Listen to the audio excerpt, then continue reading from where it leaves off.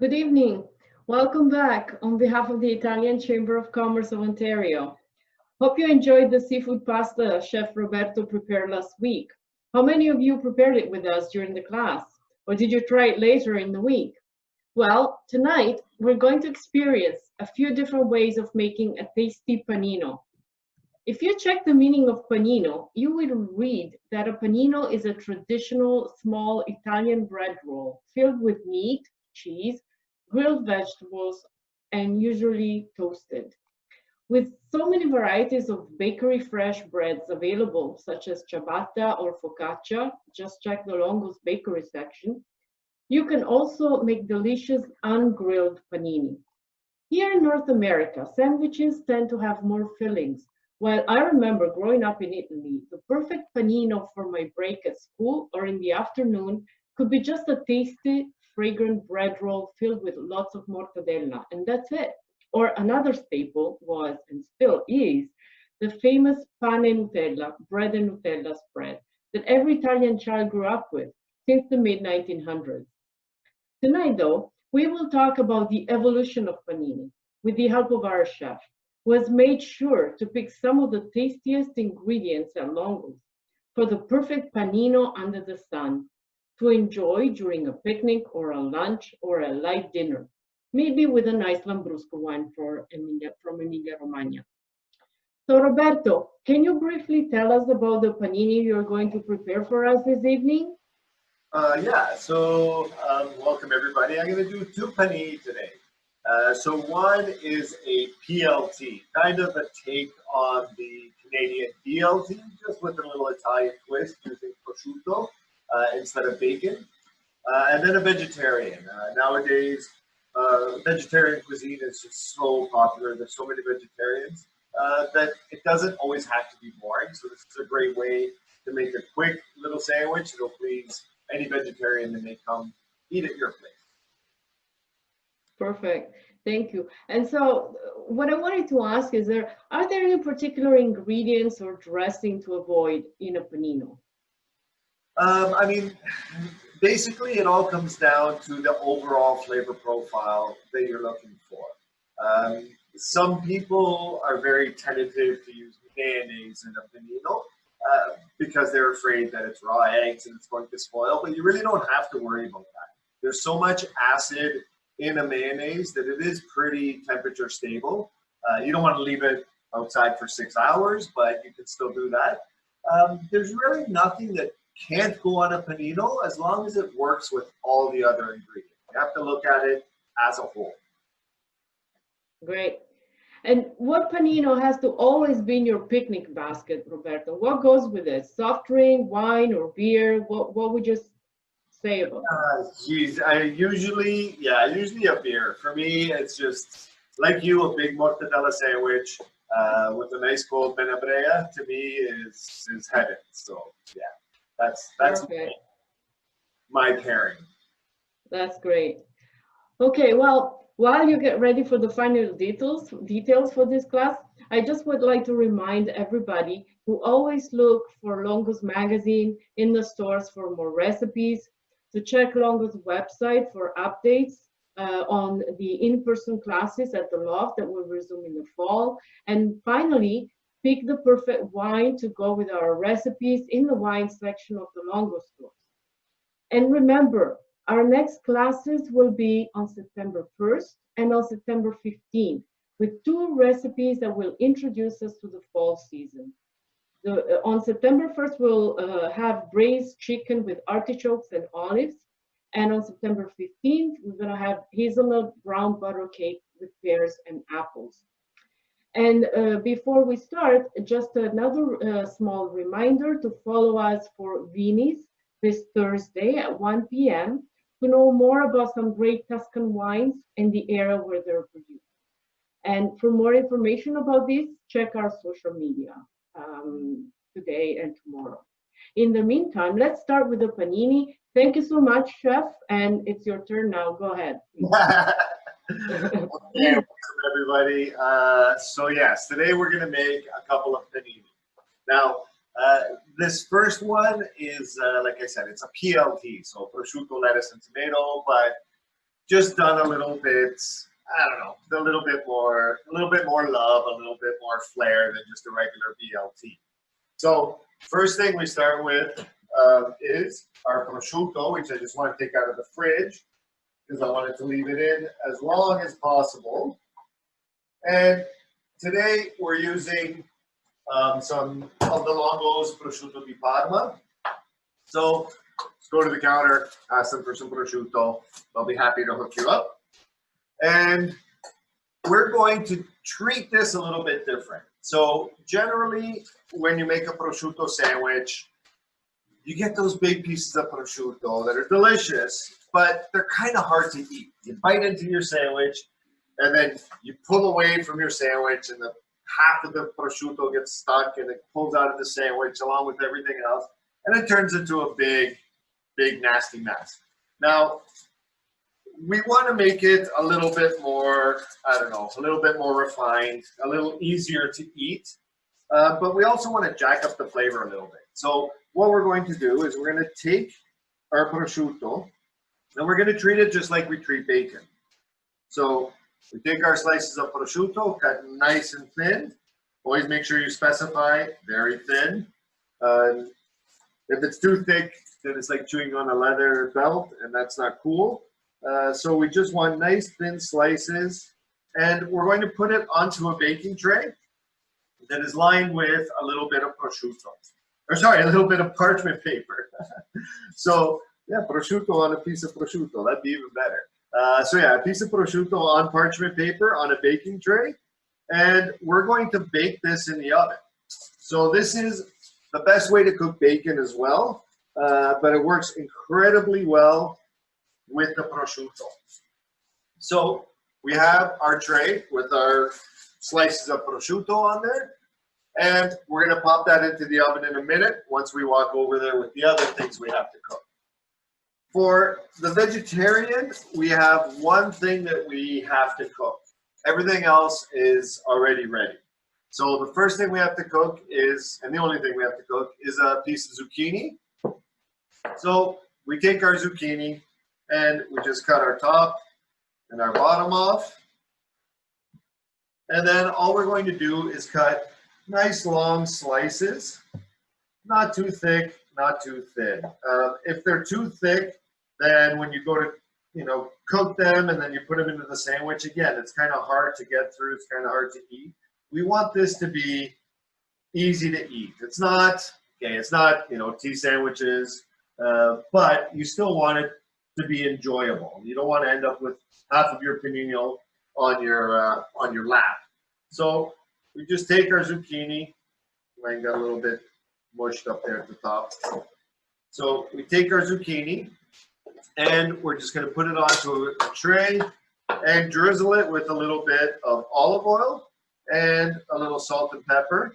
And then we're going to grill it on in a grill pan. Now you can do this on a barbecue if you want to, but just for the sake of staying inside today, it's still quite hot. I'm going to do it in a grill pan. So we're going to walk over there in a minute and grill that. The other thing we have to cook, I lied, there was one other thing we have to cook. We have to do some caramelized onions. So we're going to cut this onion into very fine julienne. And I'm going to walk you guys through this because it's a mistake that I see a lot of cooks, home cooks and professional cooks make. So first thing, we take off the top and we take off the bottom. Now we cut it in half and peel it. And I'm only going to do half because it's a giant onion. So we just peel off the leathery, papery outside.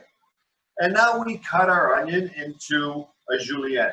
So first thing we want to do is remove that core. So right at the bottom where the onion stays together, we just want to remove that so that all the leaves, in theory, can fall apart. They're not held together at all.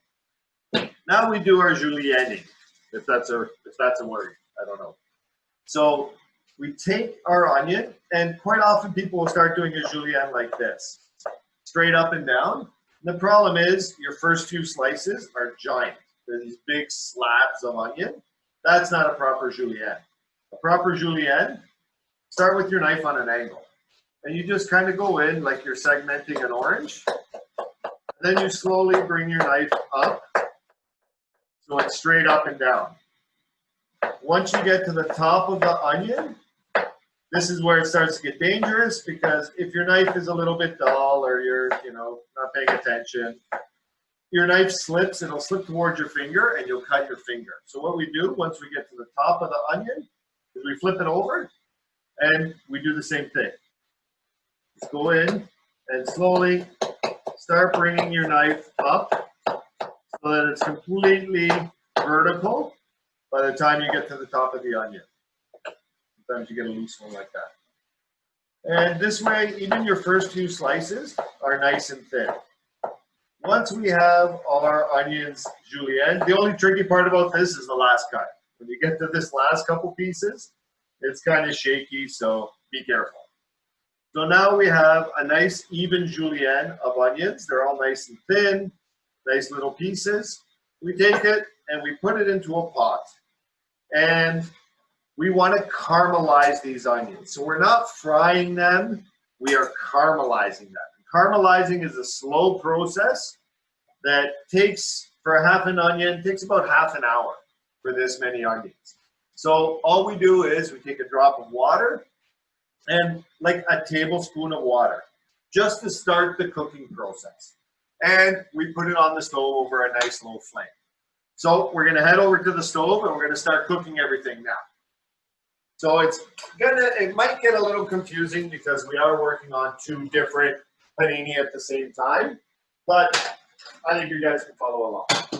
So our onions go on the stove and we just turn it down very, very, very low. So my stove goes to 6, I'm on number 2. And you just let them cook. They do take a long time, so you need a little bit of patience. Our prosciutto goes into the oven. I have it set at 350 degrees just because I want to get it done in time with everything else. But ideally, you want to cook it at about 250 degrees, and it takes about 20 minutes at 250. If you want to rush it, yes, you can do it at 350, and it takes about 12 minutes, 15 minutes. But it's better if you cook it over low temperature. Slow and low is a much, much better way to cook it. So we have our zucchini here that I just tossed with a little bit of olive oil. I'm just going to make sure they're nicely coated on both sides. And then just give it a little turn of salt and pepper. So of salt. Oh, pepper first, sorry. And a little turn of salt. And now we're going to grill it on our grill plate. So I've had the grill plate on for the grill pan on for about, I don't know, it's been about 15 minutes now. Just really low. I'm on number 2. Just really, really low, but you want to give it the time to get nice and hot. Now to grill our zucchini, you just gently place them on top of the grill and don't move them. Once they're on the grill, they stay still. Okay, don't push them around. If you start pushing them around, you're going to mess up the nice, beautiful little cross marks that we want from the zucchini. For our onions, you really don't need to do anything for about 10 minutes. For 10 minutes, just let them sit there. The water's going to warm up. It's going to create a little bit of steam, and it's going to start the cooking process. It's going to start releasing all the liquids from the onions, and as time goes on, the water will evaporate, and then you'll start cooking all the sugars that are in the onions. Now, onions are very, very, very sweet ingredient. One of my favorite ice creams I ever made was with caramelized onions, because once you cook out those sugars, it's a very sweet, very delicious ingredient. So we're just going to cook our zucchini. I'm going to let these onions just hang out here. I took the liberty of cooking some onions ahead of time, so we'll talk about those when they're ready. But as all this stuff is cooking, you can really take a minute, relax, get organized, think about everything else that you have to do for this dish. It's a two very simple panini. You just need a little bit of organization, and you can pull them both off. So, are there any questions while we're waiting? Yeah, actually, Roberto, I was just about to let you know the questions are coming in. So the first one is, can we do the prosciutto on the barbecue? You can. It's tricky because it has a lot of fat in it. So if you're going to do it on the barbecue, make sure you're using very, very, very low heat.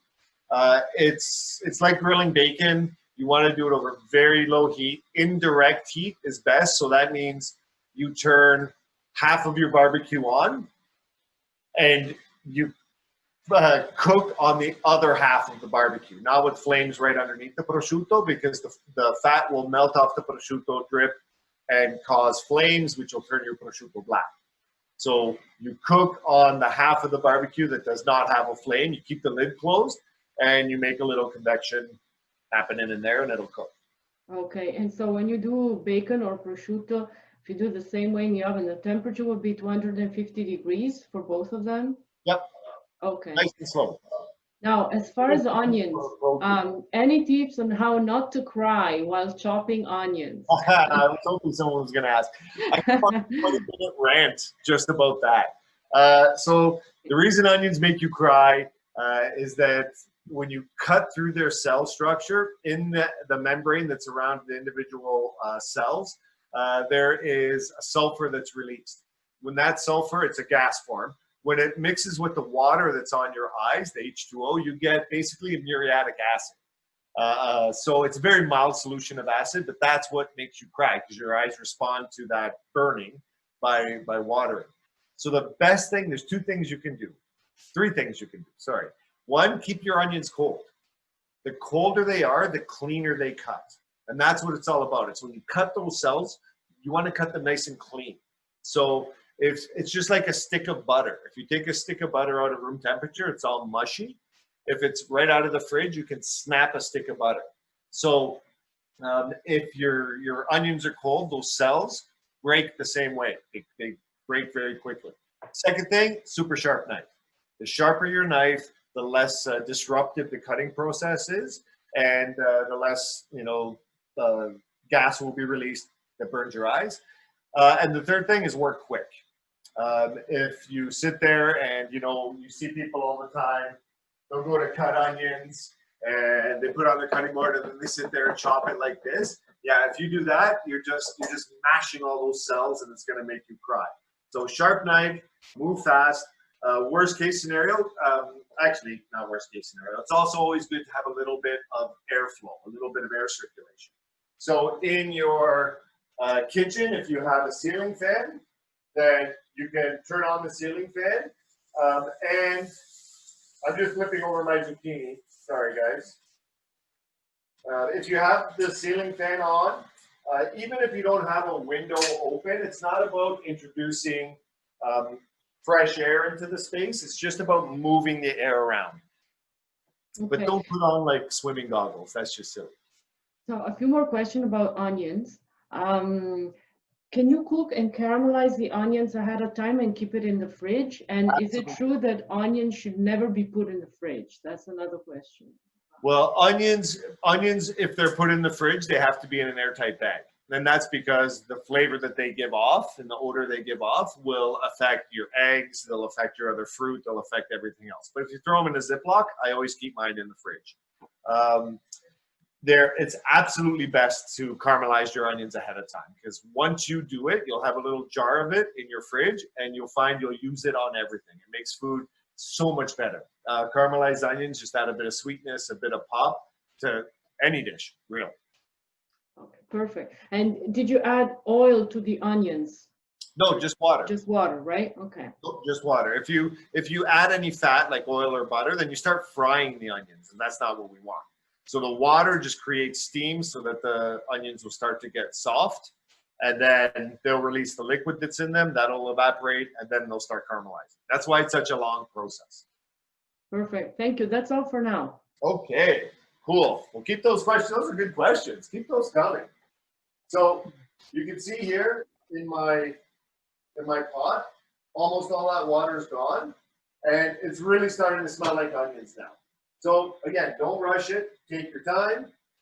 Now our zucchini, we're going to move them so that we get the nice little crisscross hash marks on there. And you can rush this. You can do this a little bit quicker if you want, but I prefer to do things nice and slow. Just like the pancetta or the prosciutto, when you cook it in the oven and you do it nice and slow, it's a protein. Just like cooking a steak, just like cooking a turkey, just like cooking any other protein. And the slower you cook it, the more tender it is when it's done. So nice and slow, nice and low. You really need to pack some patience when you want to cook well. But as I always say, it's important, I think anyway, for people to enjoy their time in the kitchen. So when you're in the kitchen, if you approach it like work, like, oh man, I gotta make dinner today, then it's a chore and it's a pain and your food doesn't turn out as good and you don't enjoy your time. But if you say, hey man, I get to cook some awesome panini today, and you open a beer or a glass of wine or a bourbon or whatever it is you drink, and you have some people hanging out with you in the kitchen, and cooking is fun. Cooking should be fun. And those of you who are logged in today, I mean, it's obvious that you're here because you enjoy cooking. So I hope you're approaching cooking the same way as I do, and that is with enjoyment. Okay, so our zucchini are going to be done. So I'm going to take them off. So you want to take them off when they get nice and soft. So you can see here, if I pick up the zucchini, you can see it's quite soft. Now it's going to keep on cooking even after I take it out of the pan because the heat is trapped in the zucchini. So you want to take it off before it's too mushy. As soon as it's nice and soft and it does that, if it breaks apart when you pick it up, if it breaks right in half, that means they're overcooked. Just take them off a little bit before that. And you can see we have those really nice little hash marks happening. Let me get this guy that never made it into the pan. But yeah, so we have these beautiful, beautiful hash marks on our zucchini. And we walk back over and we're going to do a little bit of prep for a couple other little things. So our prosciutto is cooking. That's the only thing that we need to cook for that recipe. We're going to do a little bit of prep for our actual vegetarian one. The vegetarian one actually has a little bit more prep to it because we want to use some beautiful vegetables. So I kind of cut some corners because I want to show you how easy this is. We're using some of Longo's roasted peppers already. Instead of grilling peppers, I like to roast them in a sandwich because they're a lot softer and the flavor is much more intense. So instead of roasting the peppers, it's hard not to. They're here, they're delicious, they're cooked properly. it's kind of hard not to cheat. Don't tell my old chefs that I'm using prepared products. But it's just hard not to because they're so good. So a little bit of roasted peppers. If I can get the jar open. Don't do this at home. Don't use your knife to open jars. And for the vegetarian, we're also going to do a little prep with some vegetables. So we're going to use a little bit of fennel. So not a ton of fennel. Fennel has a very, very strong flavor. So you want to go easy with this. Unless you love fennel, then load up the whole sandwich with fennel. But if you're cooking this for a bunch of people, fennel has a way of overpowering dishes, and a lot of people are turned off by the black licorice-y sort of flavor that comes with fennel. So take it easy the first time you do it. So to prep it, all we do is we take off the top, get rid of that, and we're going to slice it super, super, super thin.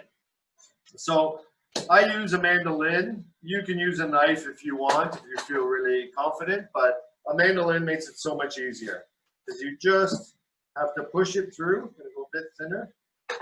Push it through, and you get these super fine little shades of fennel.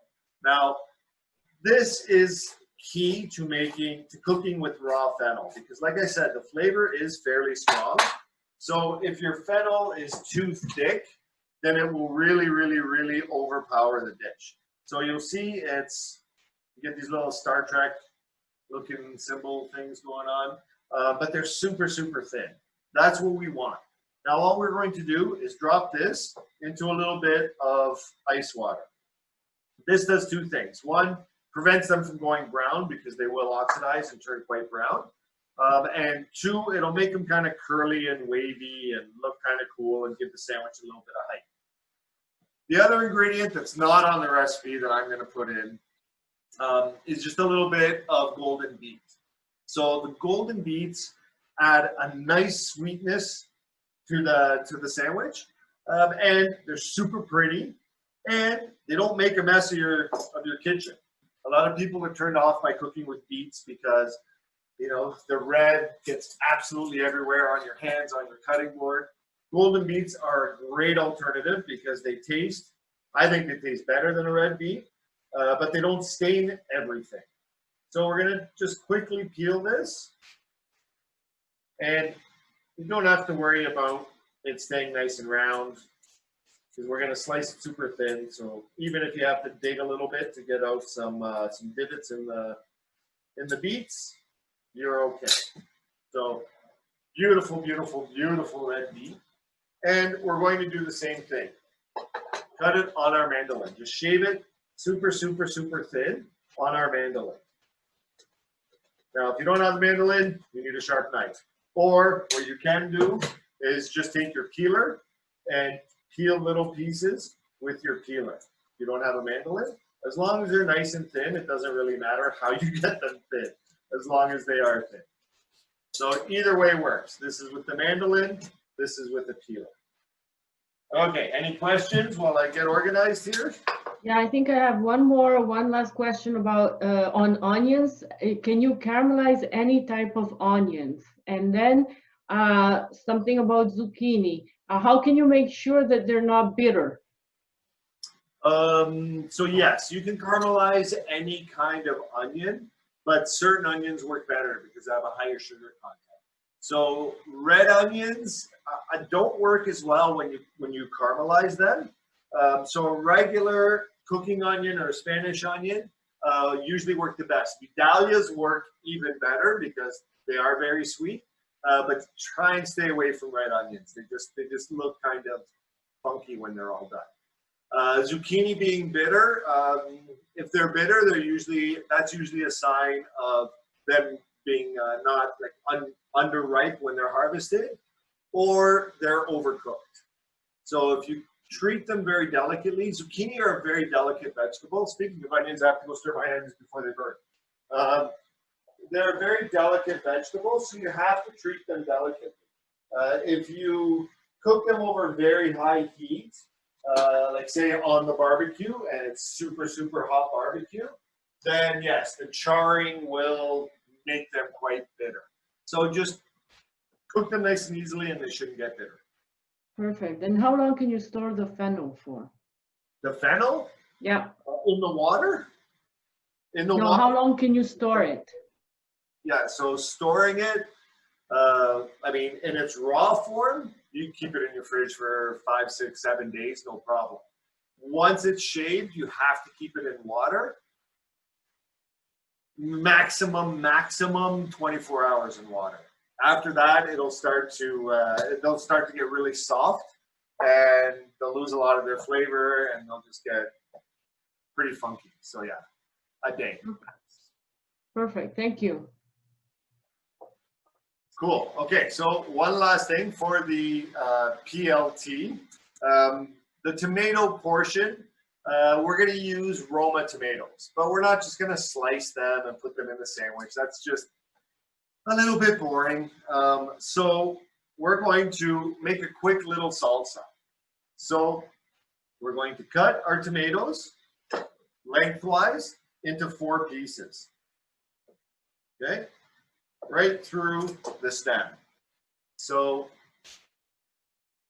make sure that each piece has the little, core on it.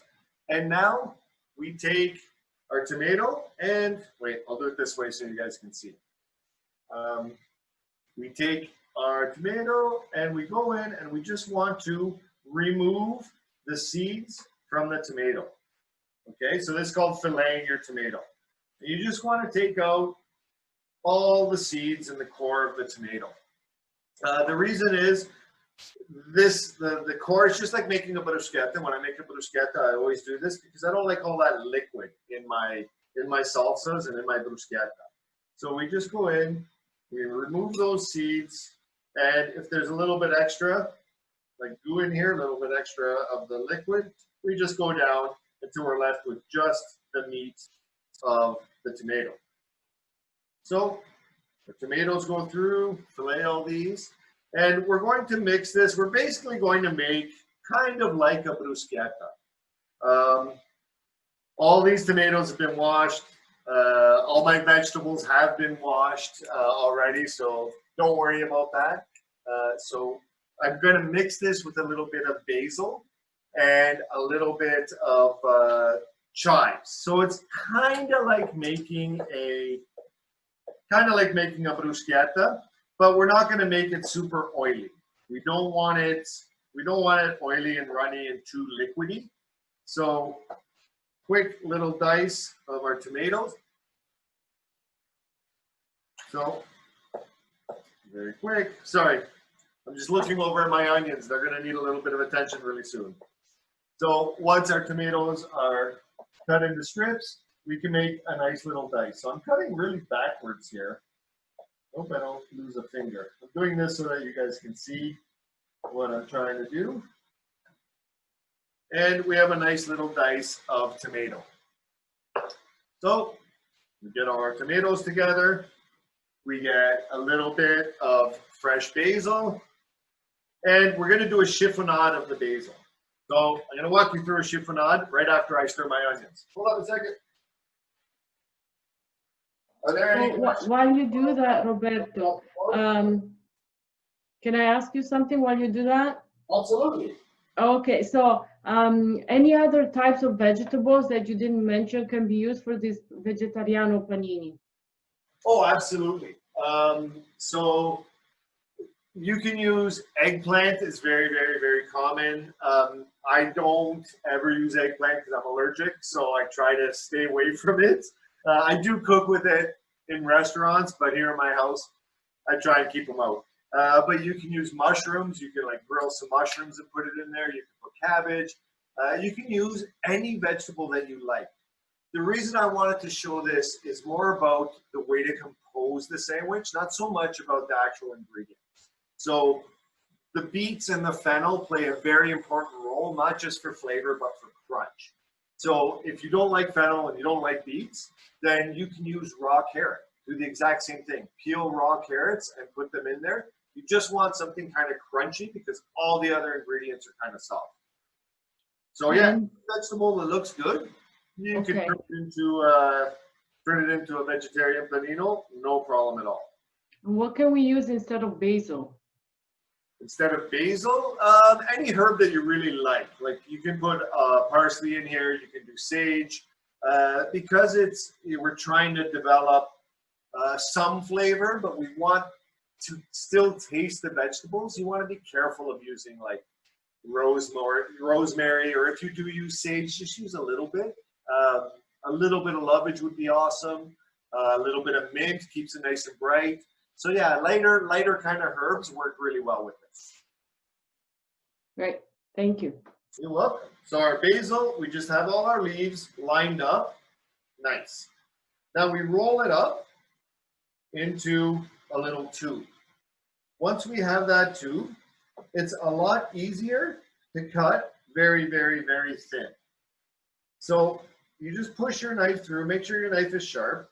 And when you cut a basil leaf or any, I do this with flat leaf parsley, I do this with sage, I do it with any large leaf herb, you get a nice, light, little airy bit of julienne so that the flavor can get all the way through the dish that you're cooking with. If I took a whole leaf and I put it into the salsa, one person's going to get a mouthful of basil and everybody else is going to get nothing.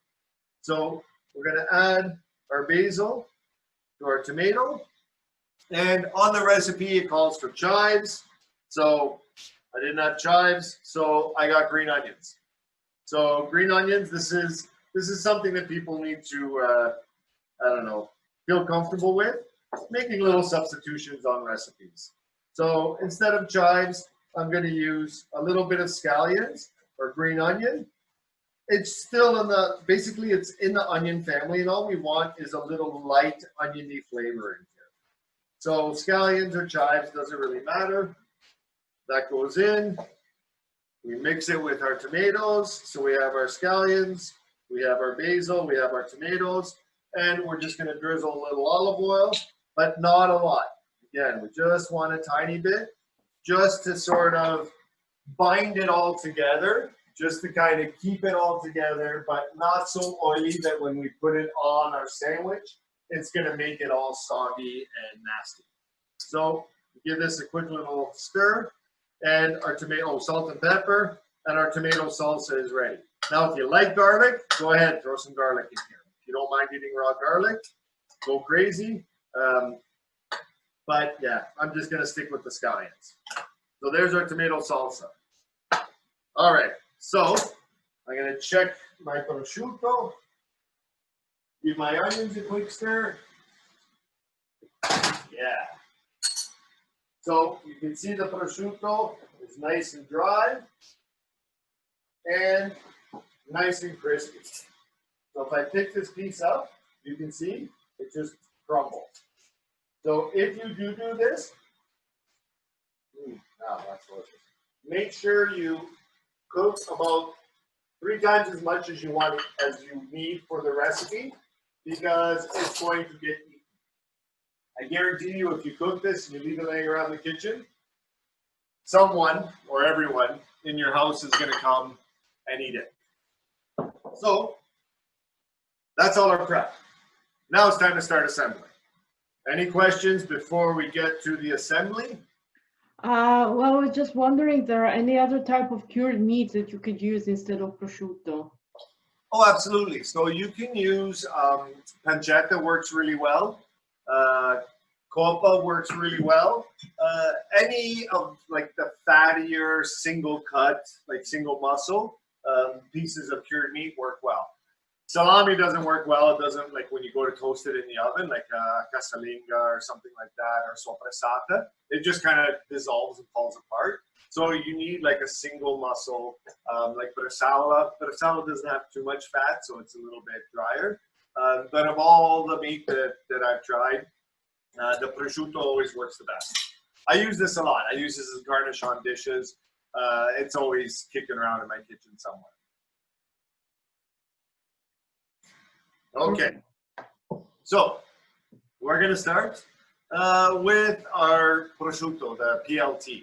So we're going to take a little piece of focaccia. So you can do this one of 2 ways. If you want, you can open the whole thing up, make a big sandwich and then cut it into pieces, or you can make little individual pieces. So I'm going to do smaller, big size sandwiches, but smaller.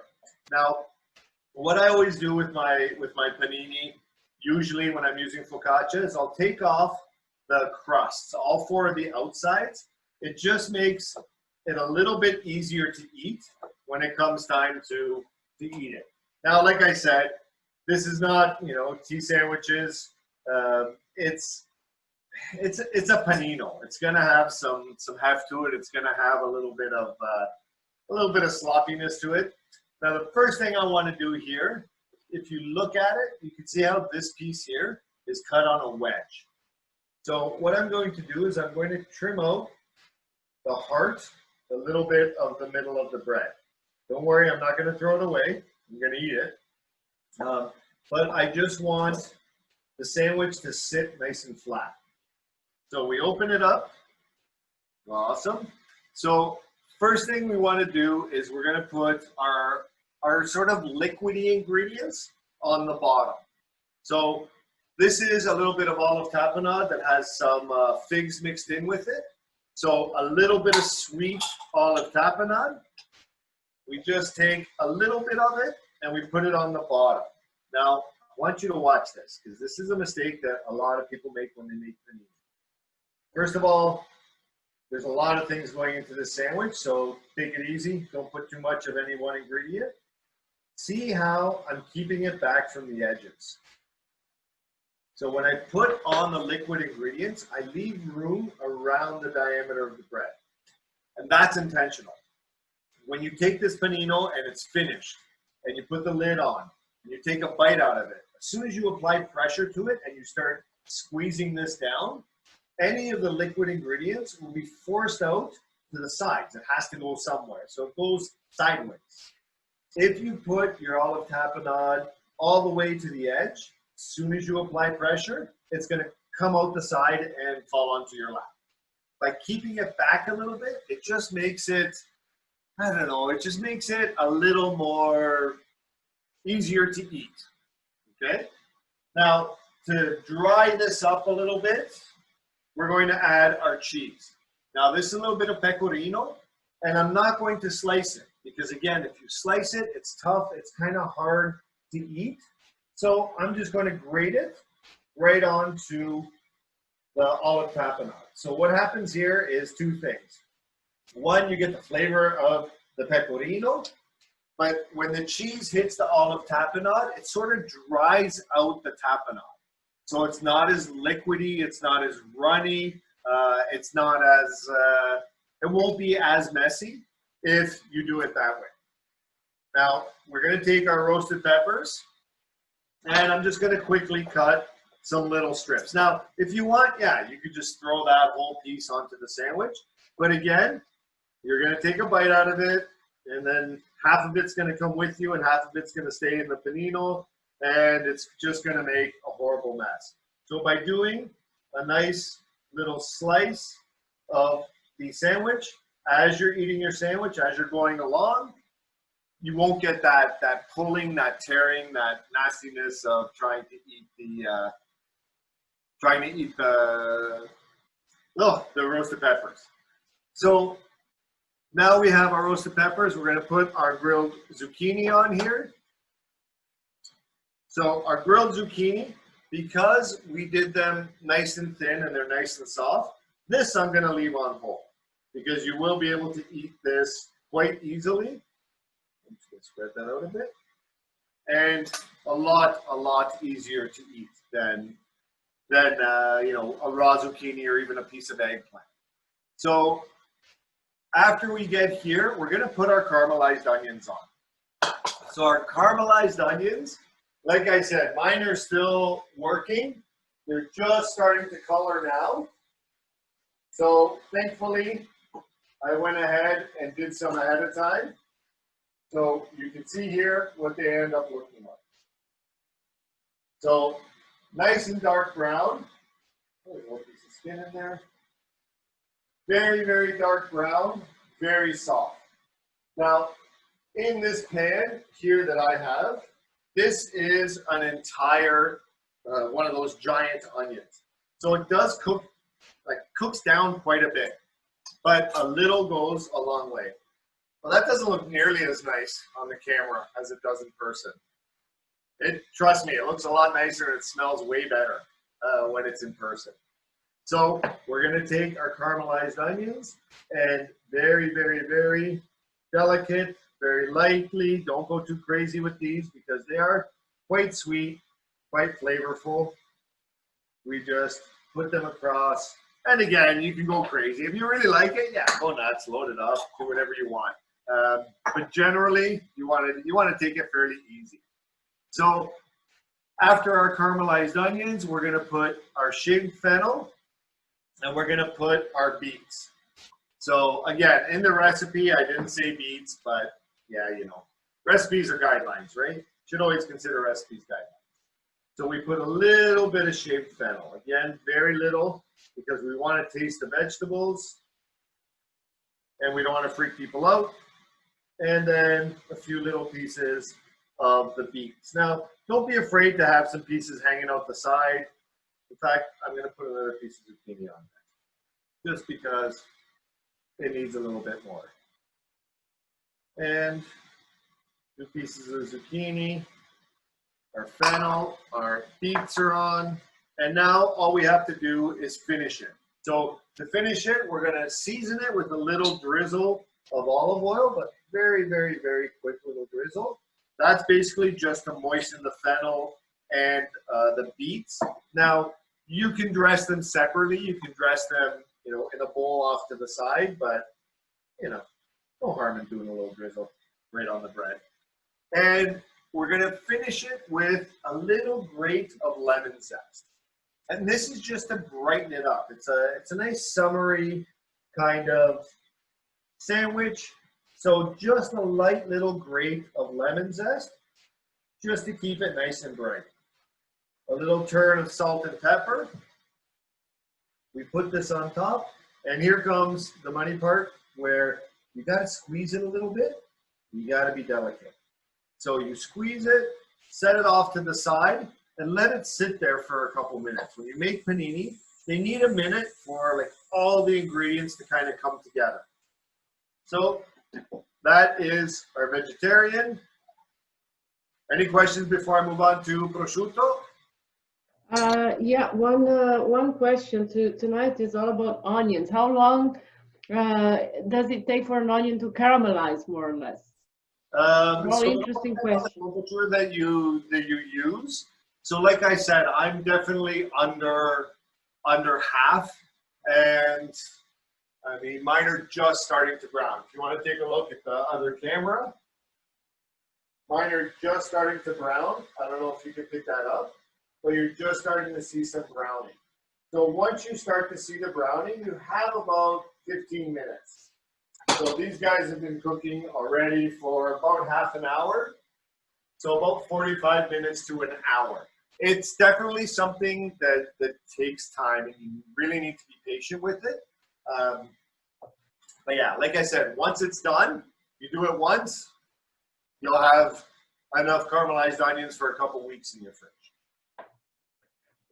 Are you going to grill the panino, or are you going to keep it ungrilled? So I'm not going to grill the panini today, just because I didn't want to, I mean, putting this into a panini grill is kind of awesome, but I know a lot of people don't have panini grills at home, so I chose 2 sandwiches that work really well without doing the grilling. If you like that and you don't have a panini grill, you can always do it like in a cast iron pan or even in the grill pan that I use for the zucchini, but it gets really messy. So if you're going to do that, take your sandwich and put a couple skewers in it just to hold it together as you're moving it around on your grill pan. Or the other option is you can toast your bread. So after I cut the bread in half, you can open it up, drizzle a little bit of olive oil, and fire it into a nice hot oven, 450 degrees, just to toast the bread a little bit, and then put your sandwiches together. With the vegetarian sandwich, I like the fresh bread because the vegetables are soft and the vegetables are fresh. So I like the fresh veg complementing the fresh bread. So yeah, that's why I'm not toasting these today. Perfect, thank you. Okay, so I got some awesome bread. So we have a nice big piece of crusty bread here, ready to go. And again, if I was doing this for my family, I would just cut the whole round in half, make the sandwich, and then cut it like a pizza. But I'm gonna do a little bit delicate. I'm gonna do it a little bit more delicate. So I'm gonna cut 2 slices about the size of the prosciutto. Nice and thin, because again, you don't want this to be too hard to eat.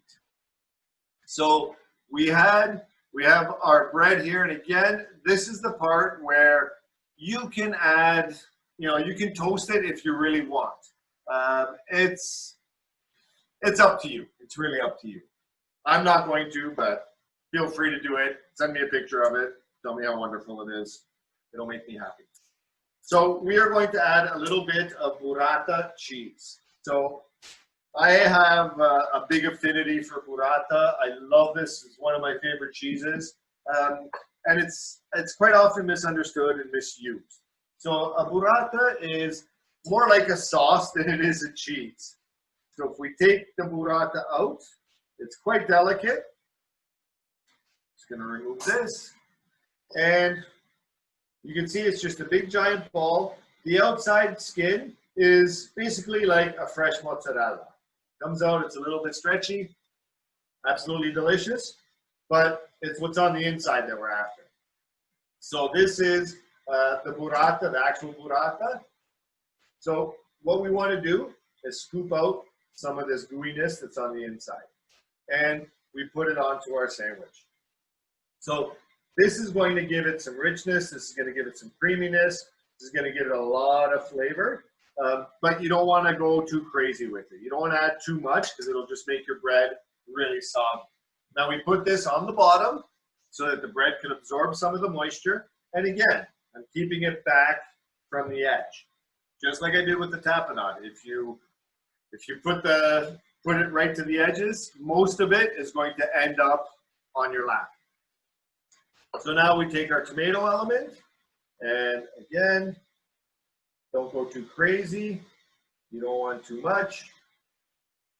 Unless you really like it, then you can add a lot. I don't know, I keep saying that, but have fun with it. Play with it. Put whatever you like on these sandwiches.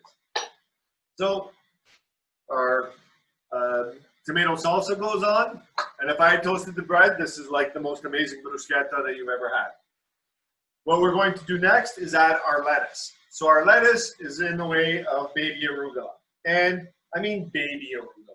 Quite often, it's one of the things that frustrates me is when I go to a restaurant or to a grocery store or anywhere, and I want baby arugula, and I get leaves that are as big as my hand. That's not baby arugula. This is baby arugula, nice and small. We do a little sprinkle of the baby arugula right on top, just like that. See, that's a big leaf. I'm going to reject that guy. And now we add our prosciutto. So our prosciutto crisps, we call them for lack of a better term. You can see that they're very delicate. You have to handle them quite carefully. But I made the bread about the same size. So I'm just going to layer a couple. This really intensifies the flavor of the prosciutto. Ooh, yeah. So the reason I put the prosciutto on the top of the arugula is because the arugula acts like a little shock absorber. So that when I put the lid on and I give it a little squish to get it all to come together, the prosciutto doesn't break. So the arugula just sort of absorbs the pressure that you're applying, and that's our PLT, ready to go. So what I'm going to do now is I'm going to plate these. So I was looking for some kind of accompaniment, something to, I don't know, put with the sandwiches. But when you're making good sandwiches, you don't need too much. You don't need chips. You don't need a salad. It's this thing here we do in North America. We do, sandwich and a salad. I like putting the salad in the panino. I like it to be one complete meal. That's the idea of it. It's a complete lunch that you can eat out of your hand. So now comes the hard part. We have to cut these. So a nice sharp knife. I don't use a serrated knife, like a bread knife, when I cut these because I find it just tears and shatters the prosciutto. So instead, nice sharp knife. We cut this. That's going to concentrate. So we cut our BLT. Sandwich number 1. And at this point, it's okay. If you get little pieces of the prosciutto that fall off, just put it on the plate. People will love to have that little remnants of the sandwich. And now our vegetarian, like I said, it's hung out for a little while, so it's ready to go. We're going to cut this again diagonally and trying to get through the crust. And we have all our nice layers of all the vegetables. Now, of course, I didn't cut a beet. Ideally, you want a piece of beet right here so you can see the yellow of the beet when you slice it. So you can always stage it, stick a little sliver of beet in there. And we're going to put both of these onto a plate. And we have our 2 sandwiches that are ready to go. And again, you don't need too many sides. If you want to serve pickles, if you want to serve chips, if you want to do whatever you want with it, a little salad, that's cool too. But if you try these 2 sandwiches, you'll realize there's not a lot missing. It pretty much has everything. The important part in both of these sandwiches is the contrast of texture. In the PLT, we have nice crispy prosciutto that is being paired with the creaminess of the burrata, and then the in-between textures of the tomato and the arugula, and of course I just knock it apart. And then with the vegetarian sandwich, we have all the nice soft ingredients. We have the olive tapenade, we have the roasted peppers, a nice grilled zucchini, but we have the crunch of the fennel and the raw beets. That gives it a nice big crunch. Now, these are not, super traditional Italian sandwiches, but they are super tasty. So hopefully they can forgive us. They're nice Italian ingredients, so we can still call them a panino without feeling shame. All right, are there any questions? Yeah, I have a question, Chef. Is there a simple recipe for focaccia with no yeast? Without the yeast, you can't really get it to rise. I'm not a wonderful baker, but when I make focaccia, yeah, we use yeast. Without yeast, you're basically making a flatbread. So if there is a way to do it, I don't know. I'm sorry. And how much of a difference does a different type of bread makes for this panini? It makes a lot because bread. It's not only about the flavor of the bread. It's also about the texture of the bread. So soft focaccias, a lot easier to eat. When you're doing hard ingredients, you can get away with harder bread. But when you're doing soft ingredients, I usually stay with the softer bread. But I make sure that there's something crunchy in between. So it's all about what flavor you like and what works with the overall flavor profile of the sandwich. Perfect. Well, another question will be, can the sandwiches be made ahead of time and stored in the fridge? Yes, except you can't put the burrata onto the sandwich until you're ready to serve it. So if you were going to do these 2 sandwiches, the vegetarian one absolutely can be made ahead of time. I mean, not the day before, but a few hours easily. The PLT is a little bit tougher because the burrata, if it sits on the bread for too long, the bread just absorbs all of the moisture and it's not that creamy, beautiful cheese that you have. And the prosciutto itself, after it's crispy, it needs to stay at room temperature. If you put it into the fridge, which is cold and humid, it won't stay crispy. It'll get soggy again. So the vegetarian one, absolutely. The PLT, the prosciutto, lettuce, and tomato, you can, but really it only takes a few minutes to throw it together. So pre-do the vegetarian one, do the PLT a la minute, like last minute, and you'll be fine. Okay, great. I think that would be it for tonight. I don't think there are any other questions. Wow. Unless you want to add something to I can add you gave us so much detail, so many details that I think everybody's going to run and make some paninis on their own right now after following your recipes. And guys, if anybody has any other questions that they're afraid to ask or they didn't get a chance to ask, you can always reach me if you follow me on Instagram at Roberto Fracchioni. Feel free to ask me any question about food at any time. I just want, I want the world to eat well, and I want the world to cook well. So anything I can do to help anyone cook well, I'm willing to do it. Okay, great. Thank you so much, Chef. Thank you. So that is it for tonight. Those were amazing panini. We'll be able to enjoy after this class. And thank you to the Loft and Longos for sponsoring these classes. On behalf of the ICCO and myself, Astrid and Isabella, thank you for joining us. And together with Chef Roberto, we look forward to welcoming you back in September. Enjoy your summer, the month of August, and see you again for Tutti a Tavola on Tuesday, September 1st at the same time. Grazie, ciao a tutti, and enjoy the evening. Thank you, Roberto. Thank you all. Ciao, grazie, Tiziana.